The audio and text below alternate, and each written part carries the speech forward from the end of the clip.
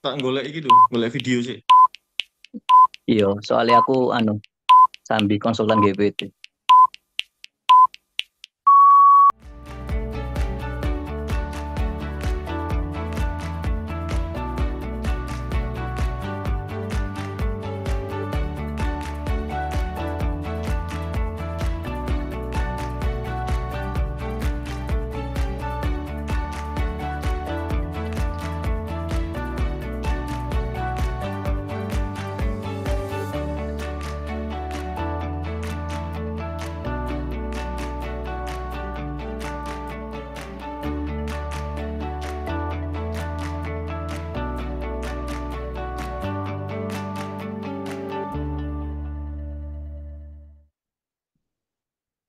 Assalamualaikum warahmatullahi wabarakatuh. Selamat siang dan salam sejahtera bagi seluruh peserta Dolan ID Sabang Surabaya seri ke-50.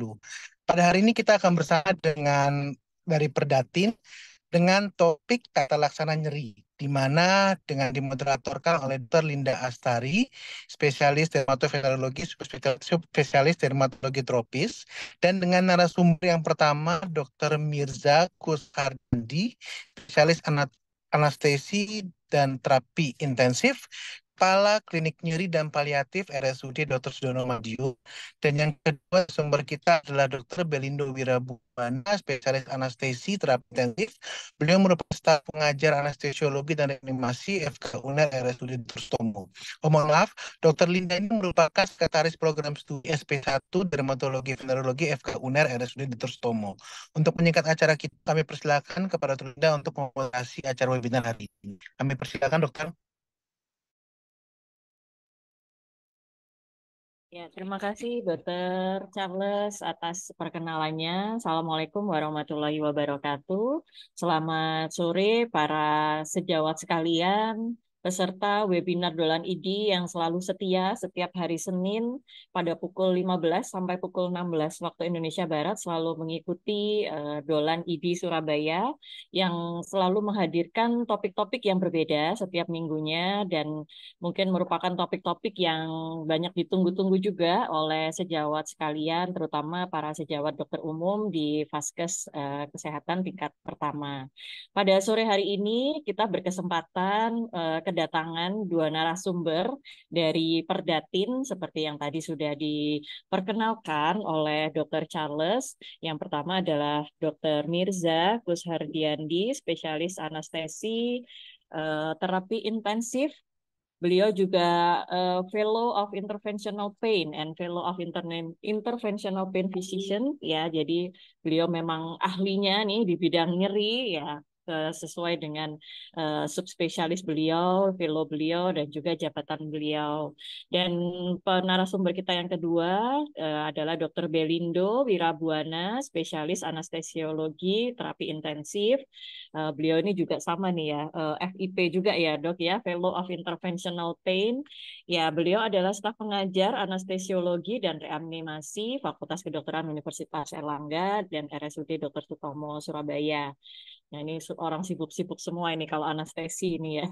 Mungkin saya menyapa dulu ya dok untuk Dr. Mirza dan Dr. Belindo. Selamat sore Dr. Mirza, Dr. Belindo. Ya, selamat sore Mbak Linda. Dokter Ya, Linda kalau saya. nggak apa-apa. Mbak Linda. Biar lebih akrab ya, biar lebih enak ini nanti diskusinya. Selamat sore juga Dr. Belindo. Ya, Sorry, Dokter Linda. ya sehat-sehat semua ya dok, Dr. Mirza, Dr. Belindo. Alhamdulillah sehat. Alhamdulillah. Ini terima kasih sudah meluangkan waktu di tengah kesibukan dokter-dokter sekalian. Pastinya kalau dokter spesialis anestesi itu nggak pernah ada berhentinya ya dok ya. Selalu dihadapkan pada apa namanya pelayanan yang terkait dengan pegawai daruratan ataupun yang lain ya yang memerlukan terapi ataupun tata laksana segera. Baik, mungkin untuk mempersingkat waktu kita mulai saja ya dok. Jadi untuk topik sore hari ini itu adalah tentang tata laksana nyeri nih dok. Nah mungkin para sejawat sekalian mungkin nyeri ini merupakan suatu gejala penyakit ataupun simptom yang mungkin sering dijumpai ya dok ya, tidak hanya di satu penyakit saja, tetapi juga pasti di banyak bidang ilmu juga ya, penyakit dalam, kulit pun juga sering ada yang keluhannya nyeri, kemudian mungkin dari neuro, lalu juga bedah ya, dan masih banyak lagi saya rasa. Nah, sebenarnya untuk nyeri ini sebenarnya itu per definisi itu apa ya dok? Mungkin dari dokter Mirza ataupun dari dokter Belindo, mungkin ada slide yang mau ditampilkan dok untuk prolog ataupun pengantar begitu, dokter Mirza atau dokter Belindo? Baik, ini kemarin kayak saya dipesenin kalau slide-nya jangan banyak-banyak. Jadi Iya, saya untuk baik, ini karena memancing waktunya satu saja dok. jam, nanti Iya, kita diskusi santai aja yang ngobrol. ya Tapi betul dok. Dokter Linda boleh nggak saya share video? Jadi gini, Oh boleh teman-teman boleh. Dolan, Dolan Mm-mm. ini diskusi online mingguan ya dari Iya IDI betul. Surabaya ya. Baik teman-teman Dolan, teman sudah dokter ya, mungkin ada teman sudah perawat juga mungkin ya, atau mungkin di sini juga ada pasien juga, mungkin atau ada orang umum juga ya. Dokter. Jadi kita perlu tahu bahwa sebetulnya nyeri itu adalah sesuatu yang dirasakan oleh pasien, yang sifatnya itu tidak menyaman ya, tidak tidak enak ya. Dan sensasi ini timbul ya, dan kemudian dapat menyebabkan berbagai macam gangguan di dalam tubuhnya. Hmm. Nah, nyeri itu sendiri sebagai suatu sensasi yang tidak nyaman atau tidak enak atau sesuatu yang mengganggu yang dirasakan pasien ya, itu bisa kita kategorikan menjadi nyeri yang ini gampangannya secara awam ada nyeri yang berdasarkan durasi dia adalah nyeri yang akut ya. Akut itu artinya yang barusan terjadi ya. Baru saja terjadi misalkan kita baru saja menerima trauma misalkan ada kecelakaan atau sakit gigi yang barusan terjadi atau mungkin kita apa namanya tidak tahu sebabnya bangun tidur tiba-tiba pinggang kita sakit misalnya seperti itu tanpa sebab kan. Nah itu karena kejadiannya baru maka disebut nyeri akut, sedangkan yang sudah berlangsung lama walaupun intensitasnya kecil itu kemudian skalanya akan makin lama makin meningkat berdasarkan waktu, dan kemudian yang awalnya kecil dan dianggap tidak mengganggu mungkin tidak didefinisikan sebagai nyeri ya, tetapi begitu dia menjadi sesuatu yang sangat mengganggu, bahkan itu mengganggu pekerjaan kita atau mengganggu aktivitas kita, maka dalam waktu kurang lebih sekitar 3 bulan dia akan menjadi sesuatu yang kita sebut dengan nyeri kronik. Nah, dari dua jenis nyeri ini bisa berasal dari jaringan di luar saraf ya. Jadi kita bagi dua ya, berdasarkan waktu dan kemudian kita bagi lagi berdasarkan organ yang terkena, jaringan di luar saraf dan jaringan saraf. Jadi kalau nyeri itu kena jaringan di luar saraf, misalkan selain saraf, misalkan tulang, kena kulit, ya, kena otot dan lain-lain ya, organ dalam itu, walaupun setiap area itu ada sarafnya, tetapi bukan sarafnya yang terluka, maka kita sebut dengan nyeri yang disebut dengan nyeri nosiseptif. Nosiseptif itu nyeri yang apa namanya dia berasal dari organ yang terkena ya, tapi tidak melibatkan saraf. Tetapi kalau nyeri itu sendiri mengenai saraf, ya, mengenai saraf langsung pada saraf, jaringan-jaringan saraf seperti sumsum tulang belakang, saraf tulang belakang, saraf-saraf di wajah, ya, itu kita sebut dengan nyeri neuropatik. Nah, kadang-kadang itu bisa ada dua-duanya. Jadi ada nyeri yang neuropatik dan juga nyeri yang nonsiseptif. Nah, apakah membeda-bedakan ini kemudian memberikan makna yang berbeda terhadap terapi? Ya tentu saja. Untuk nyeri akut, kita bisa menggunakan modalitas terapi yang kita sering gunakan, yaitu kita berikan anti nyeri ya, dan itu pasien pun bisa beli sebetulnya. Nah, kemudian untuk apa namanya nyeri kronik, tentu saja dia pasti akan menggunakan modalitas yang lebih tinggi lagi ya, tidak hanya obat-obatan. Mungkin kita perlu menggunakan sesuatu, karena kalau kronik itu artinya dia pasti sudah minum obat-obat anti nyeri dan itu tidak memberikan perbaikan ya, mengurangi nyeri yang bermakna, sehingga akhirnya tidak memberikan perbaikan dan akhirnya menjadi nyeri kronik ya, akhirnya 3 bulan begitu kemudian muncul gejala yang berat gitu ya, sehingga dalam hal ini kalau sudah nyeri kronik gitu ya kemudian nyerinya memberat gitu ya, jadi kalau dibandingkan dengan kalau ada nyeri kan mesti kita ukur itu ya, akut kronik itu kita ukur ringan sedang atau berat. Kalau dia akut tapi berat ya itu mungkin kita juga perlu mempertimbangkan tidak hanya obat anti nyeri yang kita berikan ya. Nah, dalam hal ini kita semua sudah mengenal modalitas terapi nyeri ya. Dari definisi-definisi tadi dan pembagian-pembagian tadi, yang penting sekarang pertanyaannya, kalau ada pasien yang nyeri ya, kemudian kita sudah kasih obat gitu ya, sudah kita terapi medikamentosa secara konservatif gitu, atau kemudian kita sudah lakukan tindakan yang lain non medikamentosa atau non farmakologi seperti fisioterapi, TENS dan lain-lain tuh tidak membaik gitu ya. Terus apa yang harus kita lakukan gitu ya? Jadi teman-teman dokter semua di kesempatan yang sore yang indah ini ya, kita ingin membagikan ada suatu modalitas terapi nyeri yang mungkin beberapa dari Anda tidak mengenal ya, tidak mengenal. Jadi Dokter Linda, izinkan saya Ya, berbagi video Dokter Linda ya. Ini boleh, adalah video boleh dari, dok. jadi kalau Silahkan. saya bagi slide itu nanti apa istilahnya ya, kuliah lagi gitu Kayak kan. kuliah gitu ya. Lebih enak sore ini kita nonton video gitu ya. Boleh Nonton saya bagikan video. video? Supaya Baik. lebih Saya mantap gitu ya, dokter Ya, saya. jadi saya ingin memperkenalkan teman-teman semua di kesempatan sore ini ada suatu modalitas terapi nyeri yang itu disebut dengan intervensi nyeri. Nah, intervensi nyeri apa sih gitu kan? Pikiran kita intervensi nyeri kalau anestesi dulu waktu sekolah ya paling dipasang epidural catheter gitu ya, atau di SAB gitu ya, atau di blok gitu ya sarafnya. Tetapi di era yang sekarang ini kita akan mengenal bahwa intervensi nyeri itu adalah kita melakukan tindakan untuk mengatasi nyeri dengan panduan ya, panduan. Jadi misalkan ada nyeri di suatu tempat yang bisa dilokalize dan kita bisa tahu sebabnya ada di situ misalnya ya, di organ itu, maka kita akan menuju organ itu dengan suatu panduan alat pencitraan ya, baik dengan ultrasound, baik dengan CT scan, baik bisa juga dengan fluoroskopi guiding. Nah, kemudian kita mengguiding jarum ya pada saat yang kita gunakan saat ini jarum, baik jarum itu nanti akan diisi dengan obat atau kemudian bisa mendelivery obat atau bisa mendelivery suatu gelombang radiofrekuensi atau jarum itu bisa melakukan mendelivery suatu gelombang laser gitu ya. Nah, itu yang akan kita lakukan sehingga nyerinya itu akan berkurang bahkan bisa hilang. Atau bahkan jarum itu sendiri menuju ke tempat yang rusak atau jaringan yang rusak kemudian kita memberikan suatu zat yang kemudian dia akan menyebabkan regeneratif dari jaringan itu.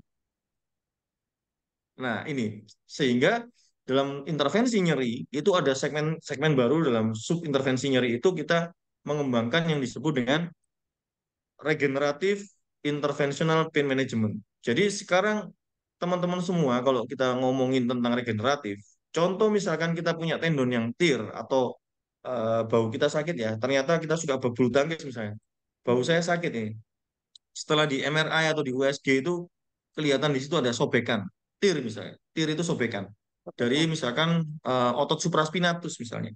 Otot supraspinatus itu dia sangat aktif terutama untuk gerakan-gerakan abduksi ya, mengangkat kemudian ya rotator ya, mengangkat kemudian eksternal rotasi juga.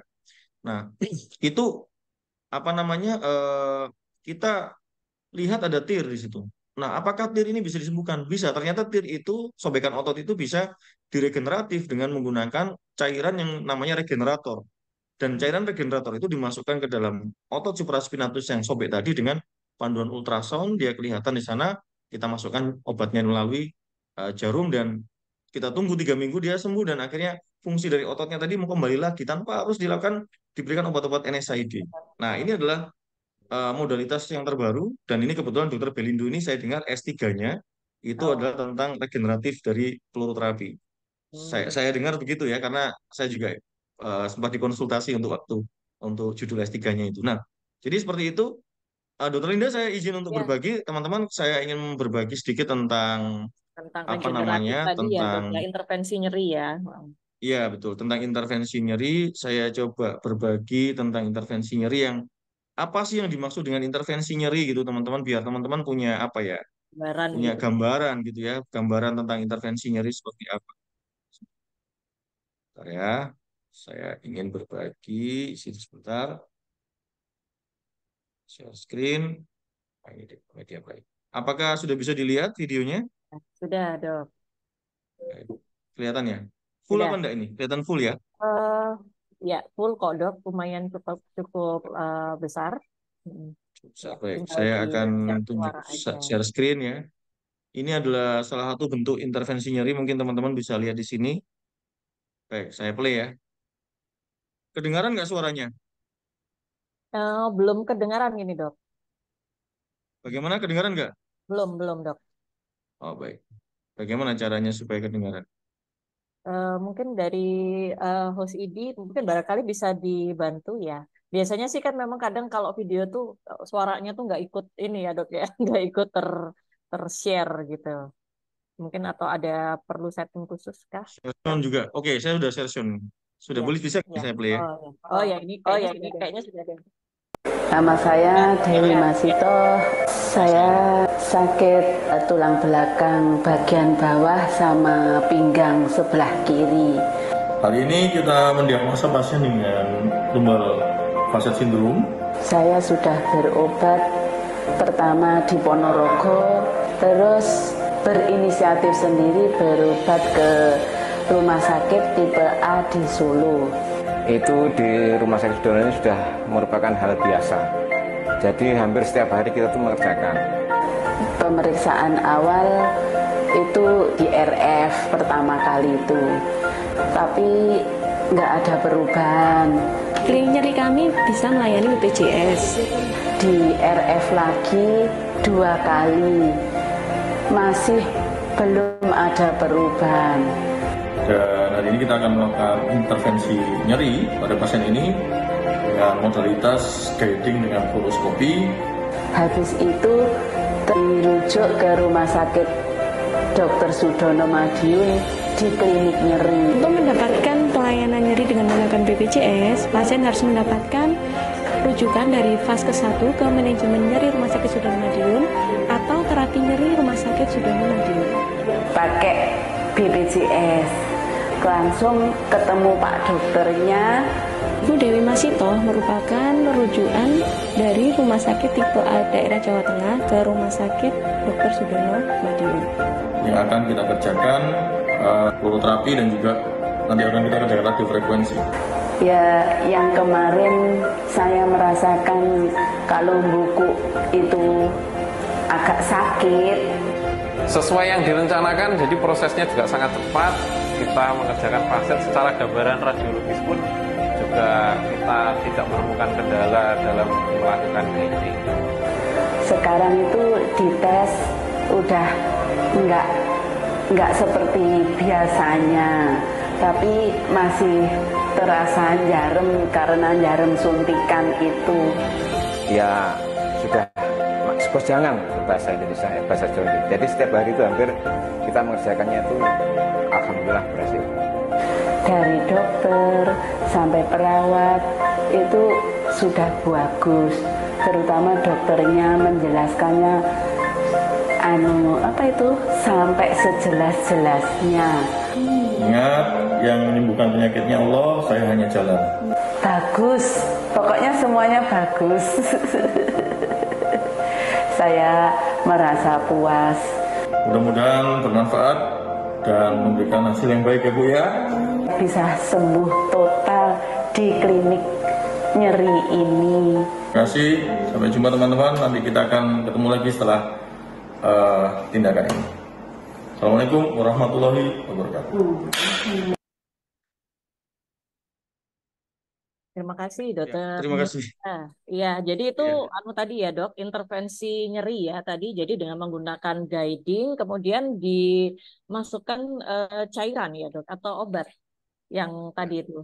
Sebetulnya dia bukan obat tapi dia regenerator. Jadi kita kalau dokter Linda kan Divi kan pakai PRP ya dok ya kalau nggak Ya, salah. betul. Untuk ini ya kecantikan. Untuk Kenapa? biasanya Kan itu kan kebetulan nih dokter Linda. Dokter Linda kalau PRP kita kasih di kulit tuh bisa bagus ya, bisa tumbuh kulitnya. mm-mm. Betul nggak? Bisa Ya, regenerasi. ya bisa untuk biasanya sih untuk kasus-kasus ini ya hair loss gitu kita anukan di ini scalp. Nah, itu juga kalau kita bisa. injeksikan PRP itu di sendi, itu bisa tumbuh sendinya dokter Linda. Hmm, Jadi ini yang disebut dengan regeneratif. Jadi regeneratif. regeneratif intervensional itu kita lihat bahwa ada jaringan yang rusak di sana dan itu kita bisa promote healing dengan melakukan jump start pada healingnya dengan menginisiasi suatu proses inflamasi yang dia akan mengundang platelet, platelet akan menghasilkan growth factor akan menumbuhkan jaringan yang rusak tadi. Ini khusus untuk nyeri di daerah muskuloskeletal dan sendi ya. Jadi kalau untuk neuropathic pain, saya bilang tadi di awal, ini nociceptive oke. Tapi untuk neuropathic pain kita menggunakan modalitas yang disebut dengan radiofrekuensi. Nah, seperti itu. Mungkin itu yang bisa saya jawabkan, yang saya jelaskan di pendahuluan ini. Jadi ini adalah eh, era baru di dalam nyeri, bahwa kita mengatasi nyeri tidak lagi menggunakan NSAID, tidak lagi menggunakan steroid. Ya, steroid, NSAID masih ada tempat pada intervensi nyeri, terutama pada kasus-kasus akut yang memang ada gejala bahwa inflamasi yang sangat berat, maka kita bisa terapi dengan steroid. Tapi pada kasus ini, pada kasus kronik, kita lihat bahwa sumbernya adalah kerusakan dari organ yang bersifat nonsiseptif, maka kita bisa lakukan regeneratif disease. Sehingga dengan tumbuhnya jaringan tadi dan fungsinya kembali, maka nyerinya akan hilang atau berkurang. Mungkin begitu, Dokter Linda. Oke, Untuk oke. pendahuluan, ini baru pendahuluan Iya, ya teman-teman. baru pendahuluan. Baik, silakan mungkin Dokter Belindo Terima bisa kasih, Dokter menambahkan pada Mirza. Iya, forum. Ya, iya betul, Dokter Mirza. Dokter Belindo, tadi kan mungkin Dokter Mirza lebih banyak menjelaskan tentang tata laksana nyeri untuk nyeri nosiseptif ya, Dokter Mirza ya. Jadi kan tadi untuk muskuloskeletal. Nah, bagaimana dengan nyeri yang neuropatik? Mungkin Dokter Belindo bisa sedikit memberikan penjelasan dan mungkin juga tata laksana yang bisa diberikan nih apa dok kalau yang untuk nyeri neuropatik yang di jaringan saraf ini dok? Ya, terima kasih Dokter Linda. Assalamualaikum warahmatullahi wabarakatuh. Selamat sore. Ya, cukup jelas, cukup panjang yang sudah jelaskan Dokter Mirza. Nyeri neuropatik itu jauh lebih kompleks dibandingkan nyeri nosiseptik. Jadi modalitas yang diberikan itu selain sebelumnya kita telah memberikan eh, pengobatan non farmakologis seperti eh, rehab medis, ya kan? Kemudian itu banyak dilakukan terapi-terapi dari rehab medis, terus kemudian bisa dengan farmakologis, farmakologis dengan obat-obatan. Obat-obatannya itu buat obat-obat pasien yang nyeri kronis biasanya itu. Neuropatik identik dengan Jadi yang eh kronis ya dok ya. ya cukup lama dia sudah merasakannya. Terus kemudian tindakannya nggak jauh berbeda dari yang dikasih contoh ke sama Dokter Mirza tadi. Kan tadi sudah dibilang tadi kalau neuropatik itu bisa menggunakan radiofrekuensi, terus kemudian bisa mungkin ditambahkan agent-agent lain bisa kasih DEXA, sambil lokal anestetik sambil menunggu respon dari lokal DEXA lokalis yang dimasukkan melalui berbagai macam metode, bisa menggunakan ultrasound maupun menggunakan guiding fluoroskopi atau SIAM. Outcome-nya pun juga beragam kalau neuropatik karena itu sudah cukup lama terjadi dan prosesnya cukup lama mengindus sarafnya biasanya tidak langsung, jadi perlu pengobatan berkali-kali juga. Jadi apapun sakitnya, eh, insya Allah ada jalannya, gitu. Dan apapun minum makanannya ya minumannya. Iya, agak sedikit promosi. Agak sedikit promosi. Jadi pada intinya itu kita mesti mengetahui jenis ininya ya dok ya, jenis nyerinya, kemudian ya tadi mungkin yang berdasarkan waktu dan juga tadi ya pembagian nyeri nosiseptik dan juga nyeri neuropatik tadi ya. Nah itu mungkin nanti akan membawa implikasi pada jenis terapi yang bisa kita berikan ataupun tindakan yang bisa kita berikan juga. Dokter Belindo, terima kasih. Mungkin untuk awal, ini kebetulan sudah mulai ada pertanyaan ini, dok. Mungkin kita ke pertanyaan dulu ya, dok ya. Nanti supaya nanti semua pertanyaan bisa terjawab. Yang pertama dari Dokter Willy Tasman kepada teman sejawat Dokter Mirza, bagaimana menilai skala nyeri pada pasien yang mengalami gangguan komunikasi? Ya, mungkin ini skala nyeri ini biasanya kan mesti dihitung ya dok ya, atau mesti diukur ini. Nah ini ininya apa dok biasanya nih untuk baik. yang gangguan komunikasi ini? Terima kasih sekali. Ini pertanyaan sangat bagus ya, Dokter Willy. Jadi prinsip dalam menilai nyeri itu nomor satu harus objektif. Jadi kita biasanya menggunakan angka ya, skala 0 sampai 10. Atau di situ juga ada wajahnya pasien gitu ya. Ya. Nah, pada pasien yang tidak bisa komunikasi, itu kita bagi menjadi pasien dengan tidak bisa komunikasi verbal atau bahkan tidak bisa komunikasi nonverbal. Nah, pada anak-anak yang dia masih kecil gitu ya, masih kecil dengan komunikasi nonverbal gitu ya. Kadang-kadang kita menggunakan skala yang sederhana, sederhana, misalnya pakai finger span scale. Misalkan kita ketemu anak kecil gitu ya, Dek, ini sakitnya sedikit atau besar? Yang Hmm. mana? Sedikit atau besar? Hanya bisa seperti itu saja. Itu sangat kualitatif memang. Tetapi pada pasien-pasien yang dia fase verbal, yang sudah bisa ngomong, maka kita berikan skala 0 sampai 10 tadi kita jelaskan dulu dan dia harus menunjukkan angka. Hmm. Nah, ini mungkin yang dimaksud Dokter Willy yang mana? Atau ada yang paling berat lagi yang kita lakukan di ICU ya. Itu kita menggunakan penilaian pada orang-orang yang tidak, yang kritis, yang tidak sadar gitu. Yang tidak sadar itu Hmm. yang dia apa namanya dalam pengaruh apa ada trauma kepala dan segala Ya, macam.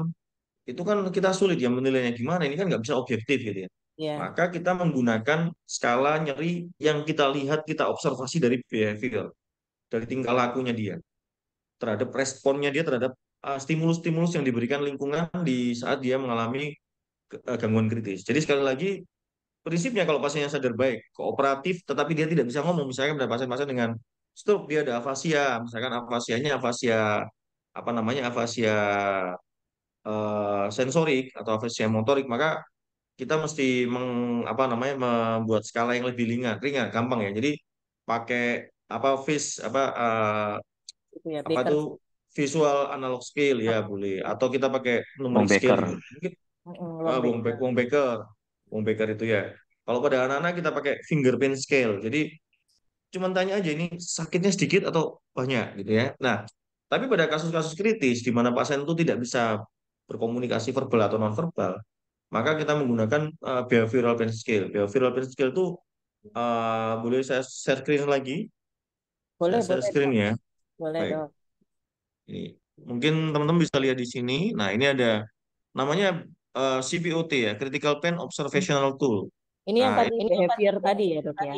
ya, jadi ini salah satu behavioral pain score ya.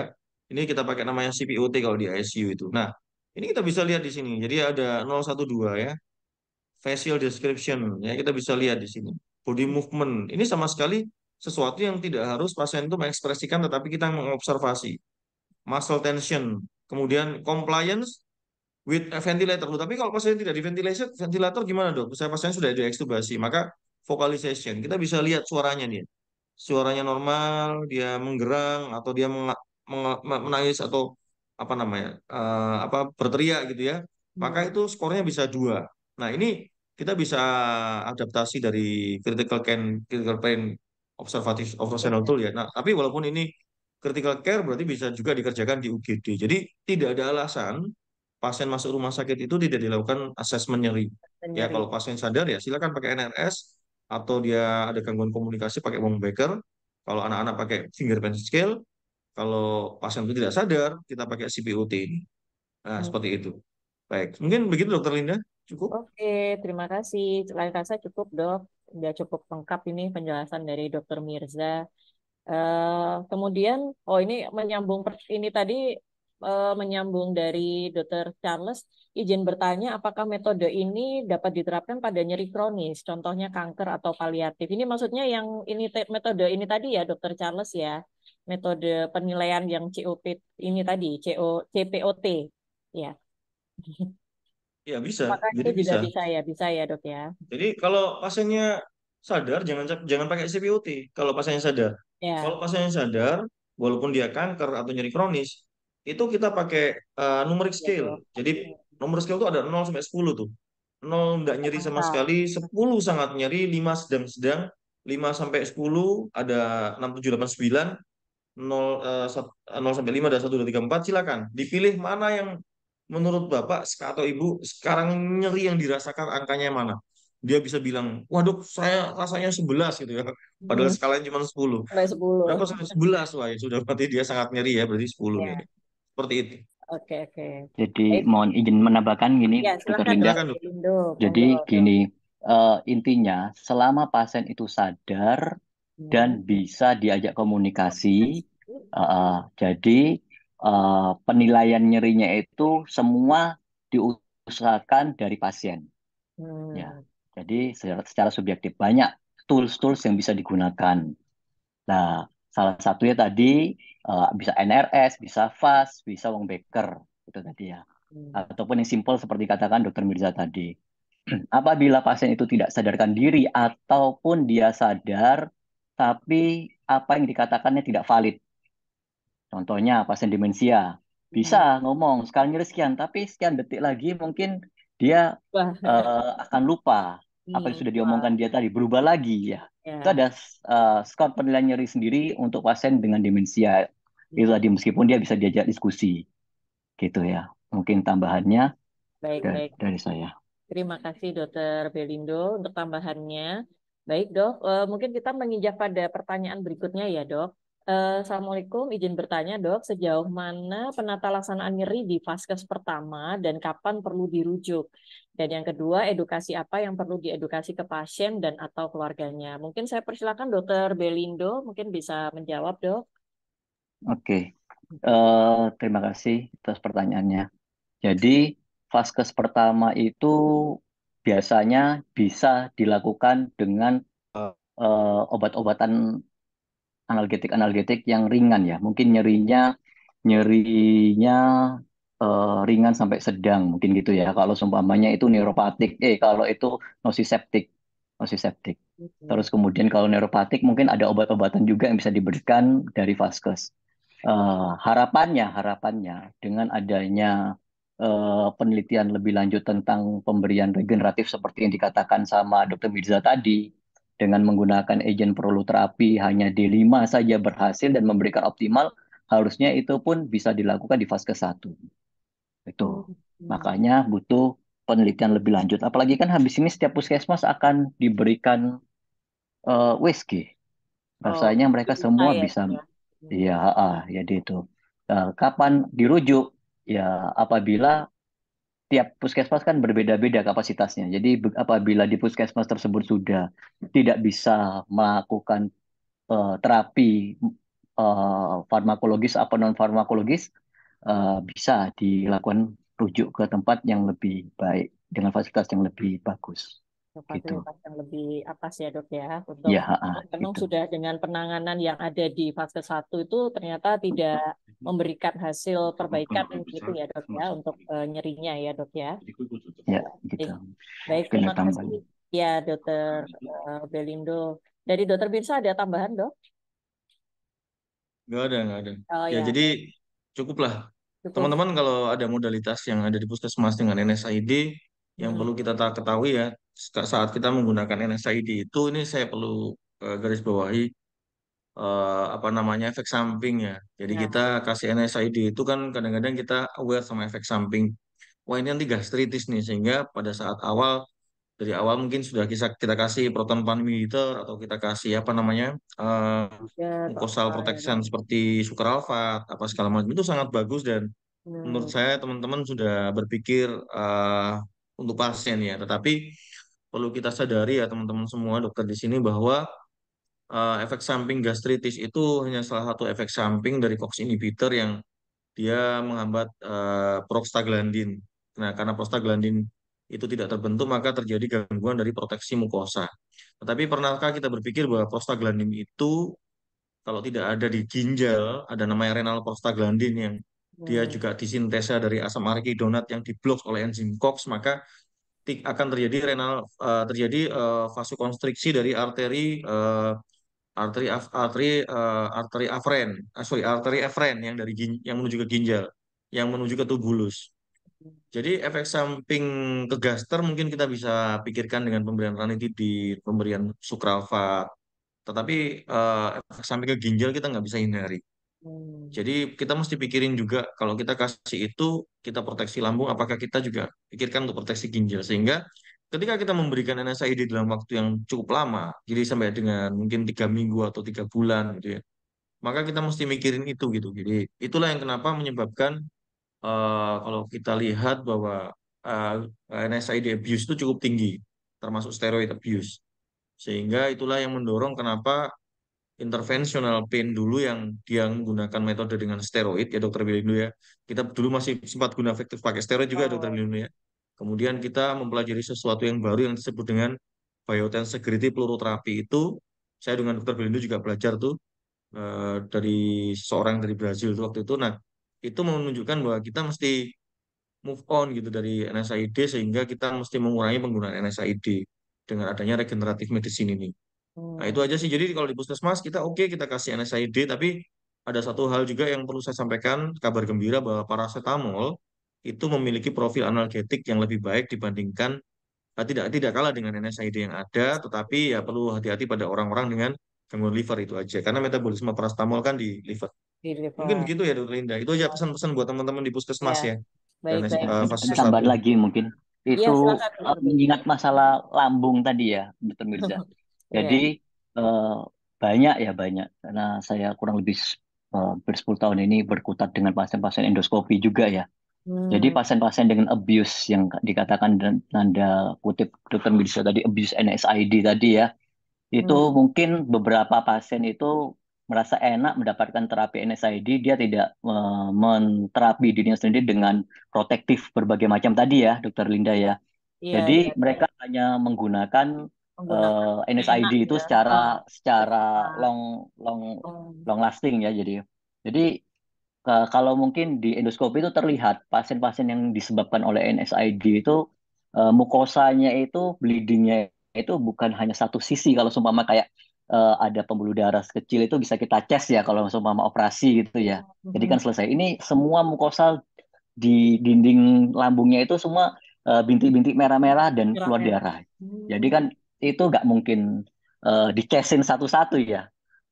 Satu-satu dicesin lambungnya sehingga pembuluh anu sehingga tidak terjadi perdarahan ataupun digastrektomi.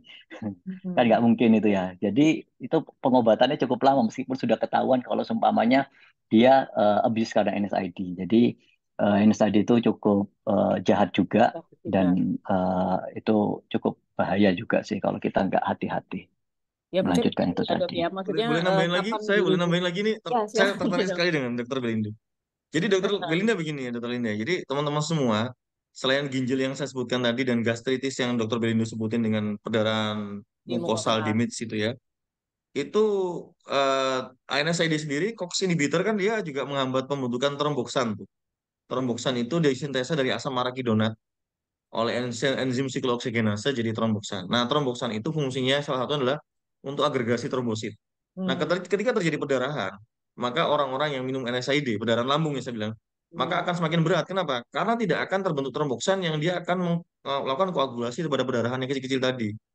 Dan fungsi trombositnya jadi jelek. Jadi ya ini Ya. adalah suatu lingkaran setan yang cukup berat dan kita mesti pahami ini ya, kita bersama-sama sehingga kita mesti bijaksana dalam menggunakan NSAID. Dan ini yang Tadi. saya perlu sampaikan juga. Jadi terapi regeneratif yang kita gunakan itu benar-benar bertentangan dengan penggunaan NSAID. Jadi kalau ada pasien yang barusan disuntik steroid gitu ya, pada misalkan ada pasien datang ke sana dengan OA jenuh gitu ya. Kemudian dia barusan disuntik steroid tuh sama mungkin sama sosok dokter yang lain ya. Saya tanya itu kapan suntik steroid? Baru minggu lalu dok. Maka saya tidak akan bisa kerjakan regeneratif di dalam sendinya. Kenapa? Hmm. Karena ada antiinflamasi di sana. Sedangkan regeneratif itu, Dokter Linda juga tahu sendiri bahwa PRP itu ketika Iya. disuntikan dia akan menginduksi inflamasi, betul Dokter Linda ya. Ya. Iya Dan betul. inflamasi itu adalah langkah awal, jump start kita untuk memulai suatu healing cascade pada suatu organ, betul nggak Dokter Linda? Jadi Mhm. di sendi sendiri ketika sudah disuntik steroid, maka akan terjadi proses degeneratif pada dasarnya. Jadi Iya. NSAID steroid itu sifatnya degeneratif. Memang dia adalah anti nyeri. Apakah semua orang sakit lutut itu pasti ada inflamasi? Tidak. Tanda-tanda inflamasi kita lihat ada kalor, ada panas, ada dolor, merah, ada dolor, nyeri, ada rubor, kemerahan, ada fungsiolese, ada 4 ya. Pada Iya. saat pasien datang pada kita, dia nggak ada rubor tuh, nggak ada kemerahan. Hanya ada nyeri dan fungsi, gangguan fungsi lesa dan juga apa kadang-kadang ada panas ya kalor. Tapi itu karena gesekan sendinya. Tetapi di sana tidak ada rubor, tidak ada kemerahan, nggak ada bengkak juga, odem juga nggak ada. Jadi nggak ada inflamasi. Kenapa kita berikan antiinflamasi? Jadi ini adalah suatu nyeri kronik dan nyeri neuropatik karena sarafnya. Sehingga pada pasien OA yang sudah grade 3, grade 4, atau grade 2 yang sudah lama, kita nggak akan kasih NSAID. Yang bisa kita lakukan adalah kita lakukan regeneratif di sana. Tadi. Gitu. Ya. Bahkan kalau kita suntik steroid pun dia akan enak kemudian 3 minggu. Karena ini bukan pengalaman siapa-siapa, pengalaman saya sendiri waktu dulu saya pakai masih steroid. 3 minggu dia akan balik lagi. Nyeri lagi dok. Suntik lagi, 1 minggu balik lagi, nyeri lagi. Suntik lagi, besok udah balik lagi, nyeri lagi. Nah ini bagaimana? Karena tidak ada inflamasi di sana. Kenapa kita berikan antiinflamasi? Maka yang kemudian kita lakukan dan kemudian alhamdulillah pasiennya juga akhirnya responnya bagus. Itu ya kita lakukan regeneratif. Betul nggak Dokter Belindo? Ya. Ya, betul, Dokter Mirza. Ya, jadi memang ini ya dok ya, untuk teman-teman di fase 1 kan tadi memang yang bisa dilakukan adalah memberikan modalitas farmakologisnya. Cuman memang kalau memang sudah tidak bisa diatasi dengan pemakaian obat-obatan yang ada, sebaiknya memang dirujuk ke vaskes yang lebih lanjut ya dok, karena supaya tadi mungkin mencegah efek samping dari NSAID yang juga cukup berbahaya tadi ya dok ya. Jadi mungkin itu juga menjadi supaya kewaspadaan juga untuk teman-teman di fase 1. Baik, mungkin kita menginjak ke pertanyaan berikutnya ya, Dokter Mirsa dan Dokter Belindo. Dokter Mirsa, berarti untuk yang regeneratif intervensi tadi ya, pain management itu seperti mirip dengan terapi stem cell kah, dok? Ini ada yang bertanya. Ya, jadi stem cell itu adalah salah satu. Jadi regeneratif pada terapi regeneratif pada nyeri itu bisa satu peluru terapi, yang kedua plasmaris platelet, yang ketiga dengan stem cell. Tetapi yang stem cell ini teman sudah dokter semua perlu ketahui bahwa dia masih levelnya masih level studi in vitro. Jadi evidence based belum Masih sampai ke belum ini ya dok ya. pasien. Sehingga ketika Anda menawarkan terapi stem cell atau Anda ditawarkan untuk menjalani terapi stem cell pada pasien-pasien atau Anda sendiri, Anda mesti wise gitu ya, mesti pikir ini ada nggak evidence base-nya Iya, gitu ya. betul, betul. Kecuali memang ya Anda oh ya nggak apa-apa duit saya banyak gitu. Karena stem cell setahu saya nggak murah gitu ya. Jadi mesti wise gitu ya. Betul. Saya rasa masuk Dokter Indah, jawabannya masuk. Jadi dia masuk Ya. dalam di masa depan Ya, mungkin stem cell akan menjadi salah satu ada pilihan. potensi ke arah sana ya dok ya. Ya, tapi ingat masih dalam studi. Dalam studi. Oke, terima kasih Ya, Dokter Mirza. Dokter saya tambahkan. mau menambahkan? Iya, Ya. cuman kan ini mirip sama. Cuman Hmm. permasalahannya yang diinjeksikan adalah organ biologis atau bukan gitu aja kan. Kalau organ biologis itu mungkin eh, potensi untuk dia reject ataupun alergi lebih tinggi mungkin ya. Terus kemudian seperti katakan Tuan Miza tadi kan harga karena dia organ biologis dia perlu eh, apa yang namanya maintenance ataupun perlakuan khusus agar dia tetap hidup dan bisa dimasukkan hormonnya itu ya, hormon atau parutannya itu dimasukkan ke dalam dengan milieu yang cukup bisa menyebabkan dia stabil. Jadi karena itu biologis dan biasanya relatif lebih tergantung tubuh ya. Kadang ada yang responnya berbeda-beda dan kalau non biologis mungkin responnya jauh lebih minimal terhadap reject ataupun alergi ya gitu ya Alergi. mungkin. Oke, baik. Terima kasih Dokter Belindo. Ini kemudian ada pertanyaan yang untuk Dokter Belindo, apakah yang dimaksud dengan modulasi nyeri, Dokter Belindo? Ini apakah agak sedikit berbeda ini dengan terapi nyeri? Atau gimana dok? Oh, jadi modulasi nyeri ini pertanyaan ini ada dua ya mungkin yang saya dalam pikiran saya ya. Modulasi nyeri itu apakah proses modulasi waktu kita pengantar nyeri itu kan proses modulasi itu kan proses amplifikasi sinyal neural terkait nyeri ya seperti kita ketahui semua itu atau memang ada terapi pasien-pasien yang chronic pain itu dipasangkan modulator di dalam spinalnya dipasang modulator itu akan menstimulasi sehingga pasien yang nyeri kronik yang cukup lama itu bebas terhadap nyeri. Nah, itu tadi ada dua mungkin ya saya kurang tahu yang dimaksud bagaimana. Modulator tadi ya dok, karena ini kan kita bicara tentang tata laksana nyeri ya. Mungkin sepertinya mungkin yang dimaksud yang modulator ya dok ya. Itu dipasang apa dok? Modulator itu berupa apa dok? Pasang alat ya, alatnya itu dipasangkan via masuk melalui spinal, dimasukkan ke vertebrae, terus dimasukkan alat ke dalam, terus di ujung-ujungnya itu ada seperti apa namanya probe ya ada ujungnya ada probe terus kemudian di luar itu ada alat yang menstimulasi agar probe-nya itu memberikan respon sinyal ya merangsang sinyal tapi ada teknologi ada harga.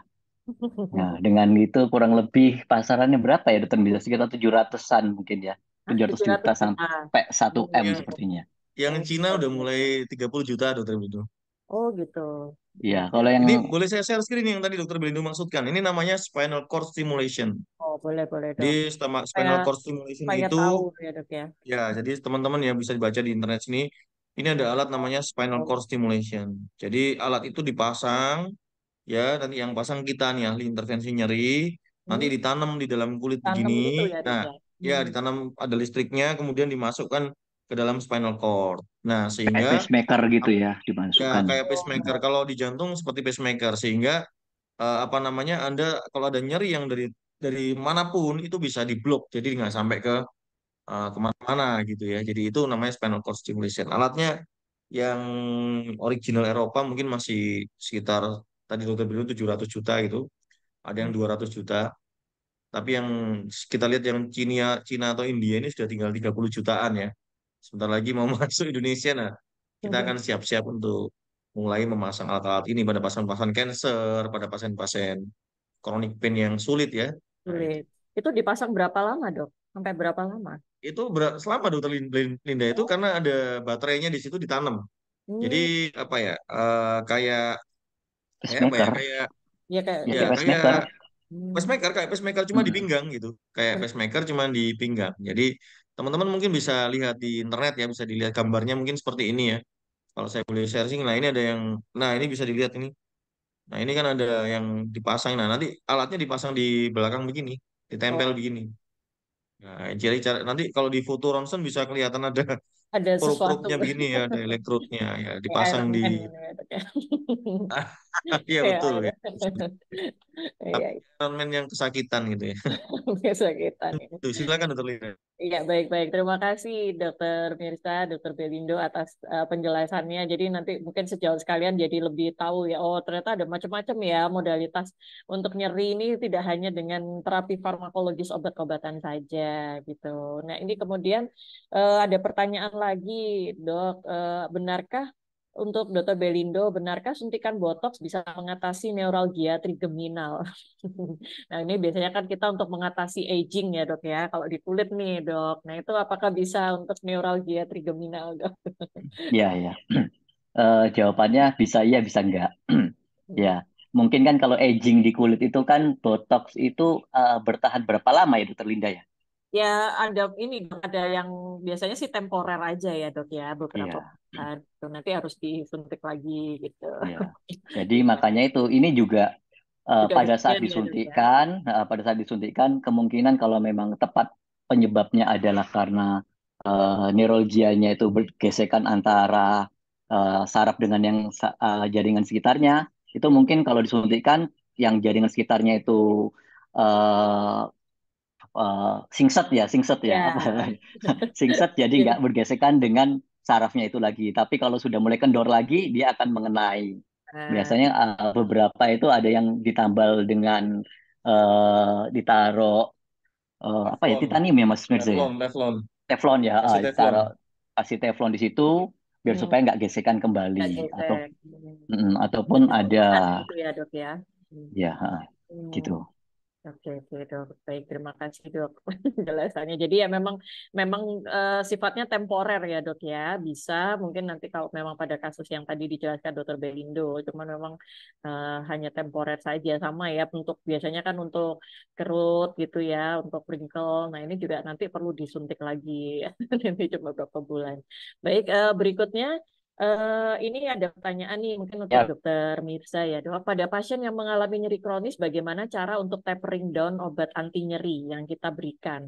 Mengingat obat yang diberikan sudah cukup lama dan mungkin berakibat ke efek samping ke tubuh. Nah itu apakah tapering gitu dok untuk meminimalkan efek samping atau bagaimana ini Dokter Mirza? Monggo dok. Iya, jadi biasanya yang perlu di tapering itu steroid. Jadi kalau NSAID itu ketika kita tapering itu nggak perlu harusnya. Kalau Hmm, NSAID ya mungkin nggak perlu tapering. ya, Karena kalau NSAID itu yang penting gini, kalau yang penting kalau kita saya juga sering ya terima pasien tuh yang dia menggunakan NSAID dan steroid. Nah, nah tapi gini, kalau kita mau hentikan obat anti nyerinya, kita mesti gantikan tuh obat anti nyeri dengan sesuatu yang membuat dia nggak nyeri. Jadi atasi nyerinya dulu dengan modalitas yang lain. Jadi jangan serta-merta stop gitu. Nah, pasien sudah ada efek samping dari penghentian mendadak terus nyerinya muncul. Ini bahaya. Nah, Hmm. oleh karena itu kita mesti misalkan nih kalau orang sakit lutut itu ya, itu kita lakukan genicular block dulu ya dokter Belindu dengan radiofrekuensi. Jadi saraf yang menginervasi lutut itu ada tiga, ada genicular block itu ada tiga saraf. Itu kita radiofrekuensi dulu, kita bakar dulu sarafnya istilahnya ya, sampai Saraf dia nyeri ya, nggak Dokter Mirza ya. Sarafi nyeri, kenapa? bukan Ya, sarafi nyeri, bukan motorik. saraf nyeri, bukan saraf motorik ya. Jadi saraf saraf nyerinya ya, saraf khusus nyeri. Jadi hanya untuk menerima nyeri dari lutut. Kita kita istilahnya kita buat dia desensitasi saraf itu sehingga walaupun lututnya rusak, itu dia nggak nyeri. Nah, pada saat itu kemudian baru kita mulai untuk tapering off. Tapi kalau NSAID nggak perlu tapering off, bisa di stop langsung gitu ya. Kita gantikan yang COX inhibitor dengan paracetamol atau Oke. paracetamol dengan opioid tramadol misalnya. Nah, untuk yang apa steroid, nah steroid ini sekali lagi hati-hati teman-teman, nggak boleh kita steroid langsung kita stop, cilep gitu nggak boleh. Nanti pasien itu akan terjadi hipotensi nanti. Jadi Hmm. ada hipotensi. Nah, ini yang nggak boleh. Kita harus hati-hati. Kalau steroid, misalkan dia udah pasien saya itu dapat metilprednisolon 8 miligram sehari, coba bayangkan. Itu Hmm. siapa yang ngasih sampai segitu? Nah, dia pasien dari Jawa Tengah, dari Solo. Itu saya tapering down. Sekarang sudah 3 bulan udah 1 miligram. 1 miligram itu pun nggak setiap hari, dia 2 hari sekali baru minum. Tapi dia sudah nggak nyeri, nyerinya sudah mulai berkurang. Sehingga sampai akhirnya steroid itu akan saya off. Dan saya akan gunakan regeneratif. Kalau steroid sudah off, NSAID sudah off, baru saya mulai dengan regeneratif. Karena ini sifatnya antiinflamasi, jadi saya mesti stop dulu. Begitu stop, baru saya mulai dengan regeneratif medicine-nya saya mulai. Tapi sebelum itu ya dilakukan radiofrekuensi atau kita sarafnya kita desensitasi dulu gitu. Jadi untuk tapering off suatu NSAID perlu dilihat NSAID mungkin bisa di tapering off dan digantikan dengan modalitas lain yang tidak berbahaya Hmm. yang tadi saya sebutkan Kalau bisa paracetamol, tramadol gitu ya. Tapi untuk steroid memang harus di tapering harus off. Kalau tapering. Anda kesulitan tapering off steroid, boleh konsul dengan teman sejawat penyakit dalam karena nanti bisa terjadi hipotensif pasiennya. Karena dia sudah terjadi renal insufficiency syndrome Hmm. ya, karena dia udah kena steroid supresi jangka panjang. Jadi korteks adrenal dan medulanya itu juga akan mengalami supresi. Sehingga dia akan tidak respon, tidak bisa memberikan katekolamin yang bagus. Mungkin begitu, Dokter Belindo. Silakan, teman-teman. Ada pertanyaan lagi? Baik, terima kasih Dokter Mirza. Ini ada pertanyaan Saya lagi, Dok. mau nambahin, Oh bisa? iya, silakan Dokter Belindo. Iya, Ya, silakan Dok. ya. Mumpung bahasnya masalah tapering ya. Eh, dari yang kita bahas tadi itu ada satu mungkin ya. Satu yang belum terbahas tadi itu cancer pain. Cancer pain. Hmm. Cancer pain itu juga nyeri ya. Nyeri di dalamnya itu ada berbagai macam yang termasuk di dalamnya bisa acute, on chronic atau acute atau cancer pain biasanya itu ya. Jadi Hmm. seperti yang dikatakan, jadi yang kita ketahui biasanya pasien-pasien cancer pain itu banyak diberikan dengan opioid ya, opioid. Sedangkan opioid itu, sedangkan cancer itu makin lama makin naik grade-nya dan nyerinya biasanya makin tinggi karena sudah metastase atau bagaimana dan opioidnya pasti akan diberikan lebih Lebih lagi ya Dok ya. lebih lagi dan biasanya kalau opiat sudah diberikan berlebih dia memberikan beberapa efek samping sepertinya konstipasi ya kan mual ya kan itu semua. Nah, eh, hal itu hal itu bisa kita bantu dengan intervensi intervensi dengan kita bisa kita bakar saraf nyeri yang menginervasi ke daerah yang dibuat nyeri itu sehingga konsumsi opioidnya turun. Ya, Hmm. konsumsi opioid turun. Ataupun kadang kalau sudah sukses ada yang beberapa tidak menggunakan opioid lagi, hanya menggunakan paracetamol saja. Jadi pasien lebih nyaman, meskipun itu paliatif, pasien itu masih bisa mempunyai kualitas hidup yang luar biasa. Bisa Menurut ya. saya itu. Ya, Baik, Dok. mungkin. Ya. Terima kasih Dokter Belindo tambahannya. Ini ada pertanyaan Dok. Apakah ada guideline bagaimana cara melakukan proloterapi dengan dextrosa untuk vaskes pertama dan apakah boleh dilakukan oleh dokter umum, Dok? Silakan, Dok. Mungkin dari Dokter Mirza atau Dokter Belindo, Dok, yang mau menjawab tentang proloterapi dengan dextrosa. Ya, jadi peneloterapi dengan dextrose itu sebetulnya sangat aman ya, sangat aman. Cuman apa namanya untuk injeksinya itu apa namanya kita mesti hati-hati karena ada efek samping yang setelah injeksi itu nggak enak gitu. Jadi pasien itu akan merasa sangat nyeri ya, nyeri sekali karena itu ada fase inflamasi dan dia akan apa namanya kadang-kadang sampai 4 sampai 6 hari gitu. Itu Hmm. yang kita mesti hati-hati. Nah, untuk zat yang dimasukkan memang aman dextrose, tetapi teknik intervensinya itu tidak boleh blind. Jadi boleh harus pakai panduan ultrasound dan atau dengan panduan yang lainnya. Sehingga kadang kita berpikir bahwa kalau dokter umum kita lihat dari kompetensi dokter Indonesia itu belum ada. Belum masuk ya, Dok. Jangankan dokter umum gitu ya. Untuk dokter anestesi aja yang katanya terapi intensif dan mengatasi nyeri, itu pun kita untuk mengambil mengambil kompetensi ini kita mesti sekolah lagi, sekolah velo itu ya, seperti dokter Belindo. Oh Dan saya gitu. itu kita belajar belajar intervensi untuk chronic pain ini, untuk ini. Nah, peluru terapi itu adalah salah satu modalitas aja, salah Pasnya. satu modalitas. Memang tidak bisa digunakan untuk menyelesaikan semua permasalahan. Tetapi pada kasus nociceptive pain yang dia sudah dengan pakai NSAID, kita bisa membantu ya. Dan memang nggak enaknya itu adalah nggak bisa instan. Jadi kalau Anda punya pasien yang di peluru terapi itu nggak bisa sekali injeksi terus langsung enak sekali itu Lakukan nggak mungkin gitu itu. ya, Dok. Nggak Hmm. mungkin karena menumbuhkan jaringan, katakanlah seperti OA genu ya, grade 3 atau grade 2 gitu, ada meniskus tear dan segala macam, ada ligamen injury, ada apa namanya MCL apa yang kecil gitu ya, ligamen kolateralnya juga sobek gitu misalnya, itu kita mesti selesaikan satu persatu. Jadi misalkan seperti kita mau ada OA nih, kita perlu terapi, yang kita perlu terapi apanya? Ligamennya kan pertama, misalkan ligamen apa yang mau dikerjakan? Ligamen infrapatelar. Nah sekarang dokter umum misalnya mau lihat ligamen infrapatelar pakai apa? Pakai ultrasound, pakai apa? Nah ini yang perlu kita pikirkan bahwa untuk melakukan tindakan-tindakan seperti ini pertama yang apalagi kalau main apa interartikuler itu harus teknik septiknya itu harus dijaga betul. Jadi kalau kita ngerjakan injeksi gitu, kayaknya cuman kedengarannya cuman injeksi gitu ya.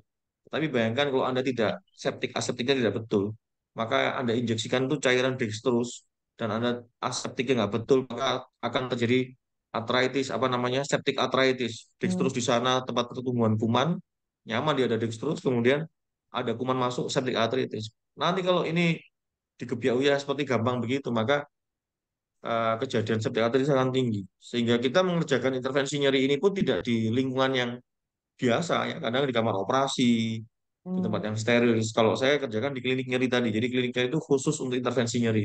Di situ kita benar-benar desinfeksinya itu sampai berkali-kali karena ini septic apa arthritis gitu. Nanti kalau ada masalah. Jadi untuk sementara dokter umum memang tidak ada dalam Belum bisa kompetensi ya, dokter Dok. ya. Iya. Kalau Betul. Anda ingin belajar ini ya mesti sekolah gitu, sekolah lagi Ya. ya gitu. Hmm. Baik, baik. Terima kasih, Dokter Mirsa, penjelasannya.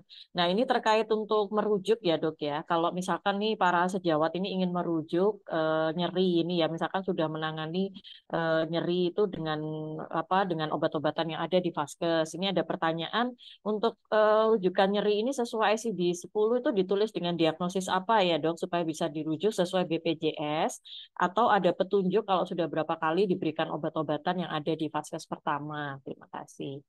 Ya, gimana Dokter Belindo? Biasanya tuh rujukannya itu berupa ICD-10-nya itu apa dok untuk diagnosis nyeri yang yang harus kita rujuk ini. Misalkan kita sudah berkali-kali dengan obat yang ada nggak mempan ini dok di fase 1. Oke, terima kasih. ICD-10 itu nanti saya lihat lagi, mungkin Dokter Mirza lebih ahli kalau di ICD-10. Masalah perujukan itu seperti yang dikatakan sama Dokter Mirza, seperti saya katakan tadi, kalau seumpamanya modalitas kita di fase 1 itu sudah terbatas, tidak bisa memberikan terapi, bisa kita rujuk. Cuman permasalahannya itu eh, RSUD Dr. Stomo itu rumah sakit Pemprov ya, Pemprov, dan biasanya pasien-pasien rujukan itu dari puskesmas itu bisa merujuknya ke rumah sakit Pemkot. Nah, ini kalau di Surabaya ya, itu permasalahannya. Di rumah sakit Pemkot itu agak susah. Jadi beberapa kali kita memang melakukan Baksos perlu terapi di Puskesmas Surabaya untuk memfollow up pasiennya itu kadang eh, bisa waktu dibuka sistem rujukannya dari BPJS atau siapalah itu bisa langsung ke Sutomo, tapi kalau dicoba lagi kadang nggak bisa karena itu dari Vaskes satunya Pemkot ke Pemprov. Nanti yang diutamakan dari Pemkot ke rumah sakit Pemkot gitu biasanya. Mungkin Dokter Mirza lebih pengalaman masalah perujukan. Terima kasih. Gimana Dokter Mirza barangkali untuk ICD Memang 10 ini itu gimana ya? Kalau di Madiun sendiri kan, kebetulan saya di Rumah Sakit Dr. Sudono Madiun itu tipe B ya. tipe B Itu kita bisa terima rujukan dari puskesmas langsung itu bisa karena di sini tipe ya. C-nya tidak ada yang punya punya klinik nyeri ya. Jadi Heeh. kalau merujuk itu ya langsung langsung dari puskesmas itu bisa ke apa namanya ke klinik nyeri bisa ke rumah sakit. Tapi kalau dari luar itu beberapa itu saya kemarin tuh punya pasien dari Bima itu juga bisa. Bima ada dari Bojonegoro juga ada. Sebetulnya tuh bisa kok. Cuman apakah rumah sakit yang dirujuki itu mau gitu. Jadi kalau misalkan dari rumah sakit di Bima mau merujuk ke Sudono bisa. Saya juga pernah terima rujukan dari rumah sakit UNER itu juga pernah. Jadi Hmm. rumah sakit kampus C itu yang di UNER itu juga pernah rujuk ke Sudono juga ada. Itu ada formnya rujukan juga bisa. Jadi sebetulnya untuk bisa masuk dalam sistem BPJS itu kebetulan di yang sudah masuk sistem BPJS itu ada dua, ada Rumah Sakit Sudono dan Rumah Sakit Ciawi Bogor ya. Kalau Sutomo itu juga sudah ada sebetulnya. Cuman saya nggak tahu, mungkin ini cuma masalah sosialisasi aja. Jadi sebetulnya kalau mau sosialisasi ya silahkan nanti mungkin difasilitasi ide atau siapa. Tapi kalau kita pribadi sebetulnya rumah sakit itu bisa dirujukin. Cuman apakah rumah sakit yang merujuk itu mau? Nah masalahnya tidak ada dok apa namanya mungkin dokter umum nggak yang atau puskesmas nggak paham ya ada. Wah deh ternyata klinik nyeri itu ada gitu. Jadi selama ini dirujuknya ke saraf, ke orto ya sebenarnya tidak ada masalah. Di sana pun nanti mungkin bisa dikerjakan intervensi oleh teman sejawat yang bersangkutan yang dari disiplin ilmu lain dari ortopedi, rehab medik atau neuro yang mereka memang punya kompetensi untuk intervensi. Jadi itu tidak ada masalah saya rasa. Jadi silakan dirujuk aja kalau memang sudah dilakukan terapi dengan obat-obat medikamentosa dan gagal ya. Jadi terapi konservatif itu gagal bila ini yang perlu saya sampaikan ya. Terapi konservatif kita anggap gagal bila nomor satu sudah dengan dosis obat maksimal ya, tetapi kemudian timbul efek samping ya. Atau belum dosis obatnya belum maksimal ini masih misalkan kita kasih diclofenac misalkan 3 kali belum 3 kali sehari nih masih 2 kali sehari misalnya baru 5 hari udah muncul efek samping nih kemudian kita kasih ranitidin oke hilang nah itu sebetulnya sudah kita mesti mikir nih harus dilakukan suatu tindakan intervensi ya, atau tindakan lebih lanjut gitu. Nah itu sebenarnya kalau dalam ilmu kami itu termasuk kegagalan dari terapi medikamentosa karena sudah ada efek samping kan. Nah Hmm. apa namanya perlu atau mungkin itu perlu diturunkan dosisnya dan ditambahkan obat di modalitas dengan obat yang lain misalkan dengan opioid seperti tramadol seperti itu. Nah, ketika konservatif itu gagal maka itu sebenarnya harusnya sudah mulai untuk kita pikirkan bagaimana cara merujuk pasien ini untuk mendapatkan layanan intervensi nyeri sehingga pasien itu tidak perlu minum obat lagi sebetulnya. Nah, itulah yang sebetulnya kita perlu pikirkan supaya pasien itu mendapatkan tempat yang baik ya, rujukan yang baik. Itu bisa di rumah sakit mana aja sebetulnya di yang ada tempat yang ada fasilitas intervensi nyeri atau ahli intervensi nyeri. Sebetulnya intervensi nyeri itu nggak butuh fasilitas yang macam-macam ya. Jadi kan kita USG setiap rumah sakit pasti punya. Fluoroskopi rumah sakit setiap pasti punya. Yang kadang kita perlu pikirkan itu bukan fasilitasnya saja, tetapi skillnya. Hmm. Skillnya. Jadi kayak misalkan tadi saya share video ya. Pasien itu rujukan dari tipe A di Solo. Bayangkan, pasien itu adalah rujuk turun dari tipe A ke tipe B.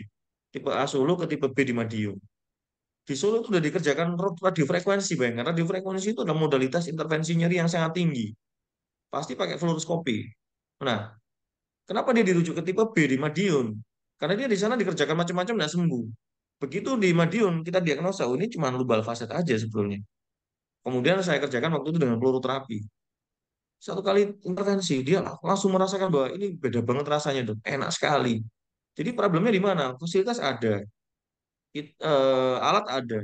Problemnya adalah di kompetensi, di skill. Jadi itulah kenapa Untuk intervensi nyeri tidak butuh alat saja, tetapi butuh certified competence of certified. Jadi sertifikat kompetensi atau kompetensi yang tersertifikasi. Itu yang kita sedang cetak di anestesi itu kita ada sekolahan. Jadi kebetulan Dokter Belindu dan saya termasuk dalam pengajar jadi Iya, board Dok. of supervisor. Dokter Belindu board executive board atau supervisor board sama ya? Sama seperti saya. Supervisor board Sama-sama. dari Fellow of Interventional Pain dari Kolegium Anestesi dan Terapi Intensif. Kita punya sekolahan yang masuknya aja diseleksi, ada proses pendidikan di sana diuji lagi. Nanti mau lulus diuji lagi. Kalau kita bilang ini nggak bisa diluluskan, ini dangerous dia, berbahaya spesialis orang ini.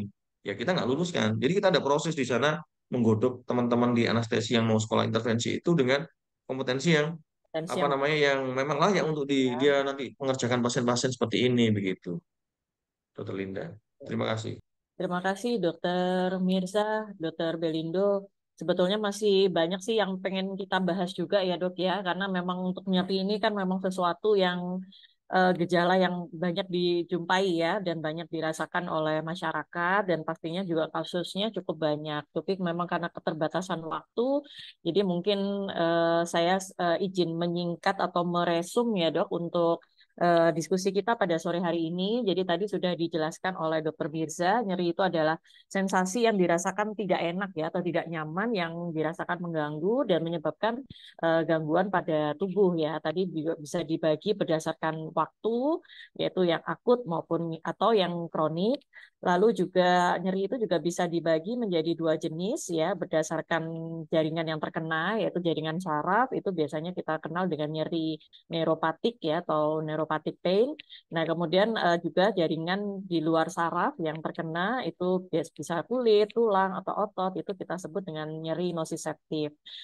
Kedua-duanya ini pun bisa muncul bersamaan ya itu juga bisa. Nah, memang kita sebetulnya juga perlu membedakan jenis nyeri karena itu akan terkait juga dengan jenis terapi yang bisa kita berikan. Memang kalau sekarang banyak terapi yang sudah berkembang untuk tata laksana nyeri, ada terapi medikamentosa dan juga non-medikamentosa. Lalu tadi sudah dijelaskan oleh Dr. Mirza dan Dr. Belindo bahwa sekarang memang ada intervensi nyeri yang mungkin sedang berkembang ya Dok ya dengan melakukan tindakan untuk nyeri dengan panduan alat. Di sini ada yang namanya regenerative pain management ya dengan fluoroterapi atau dengan platelet ataupun stem cell yang mungkin memang masih dalam studi ya di mana nanti memang dengan menggunakan guiding ini akan diberikan cairan regenerator begitu ya Dok ya.